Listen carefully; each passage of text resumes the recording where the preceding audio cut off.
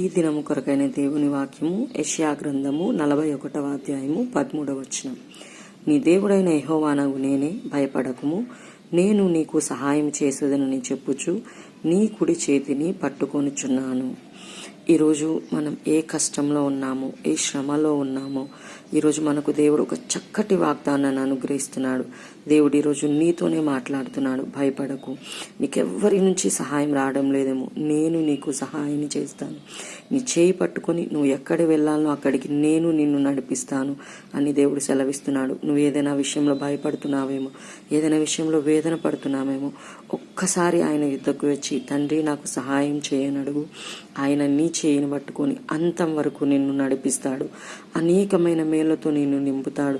నీ ప్రతి అవసరతలోను, ప్రతి అక్కరలోనూ ఆయన సహాయం నీకు ఎప్పుడు తోడుగా ఉంటుంది.